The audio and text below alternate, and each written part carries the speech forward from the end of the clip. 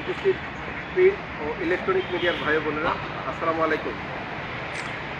আপনারা সবাই অবগত আছেন, মহাপরিচালক বর্ডার গার্ড বাংলাদেশ সীমান্ত এলাকায় যে কোনো প্রকার চোরা কারবারির জন্য জিরো টলারেন্স হিসেবে ঘোষণা করেছে।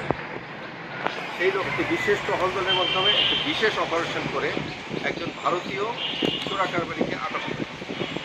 ভারতীয় সেই ব্যক্তির নিকট উক্ত ব্যক্তি ঢাকা হতে ডায়মন্ডগুলো কোনো একজন অজ্ঞাত পরিচয়ের লোক থেকে কালেক্ট করে এবং যশোর বেনাপোল রোডে কলকাতার কোনো একজন চোরা কারবারির নিকট হস্তান্তর করবে বলে জানায়। এই লোক ভারতের তামিলনাড়ু এলাকার বাসিন্দা বলে আমাদেরকে তথ্য দেয়। ব্যক্তির নাম হচ্ছে সুজাউদ্দিন এবং তার বাবার নাম আবু বকর। পরবর্তীতে যশোরের জুয়েলারি সমিতি ও ডায়মন্ড ওয়ার্ল্ডের প্রতিনিধির মাধ্যমে আমরা বিভিন্ন প্রকার পরীক্ষার মাধ্যমে প্রাথমিকভাবে অরিজিনাল ডায়মন্ড হিসেবে শনাক্ত করেন। উক্ত ডায়মন্ডের আনুমানিক মূল্য 6,61,39,590 টাকা। উক্ত ব্যক্তির কাছ থেকে ডায়মন্ডের পাশাপাশি কিছু বৈদেশিক মুদ্রাও আমরা জব্দ করি। তার মধ্যে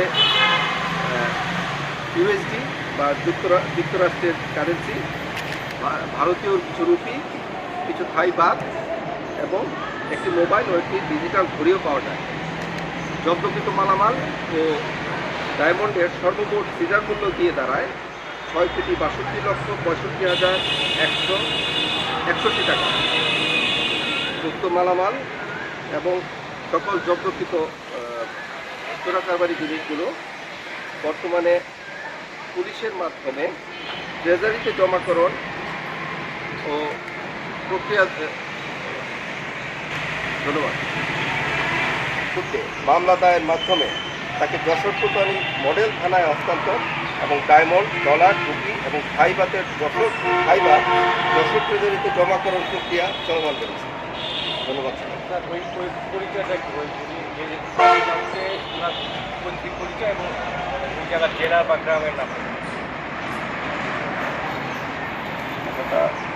ডিটেলটা আসলে আমি এখানে দিয়েছি, কিন্তু কার কাছ থেকে নিচ্ছেন বা কার কাছে জমা দিচ্ছেন সে ব্যাপারে কোনো তথ্য দিতে পারি।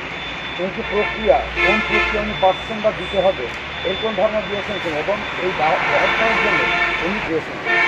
আপনারা জানেন, এ ধরনের ব্যক্তি আসলে কার কাছ থেকে দ্রব্যটি নিচ্ছে এবং কার কাছে দিচ্ছে, এ ধরনের ওনারা নিজেদেরকে ক্যারিয়ার হিসেবে ঘোষণা করেন সাধারণত। এটা বলতে গেলে আমরা এরকমই বিভিন্ন প্রাথমিক কিছু পাওয়া যায়নি। পরবর্তীতে তদন্তকালে আমরা এই ধরনের তথ্য উদ্ধার করবো বলে আশা করি।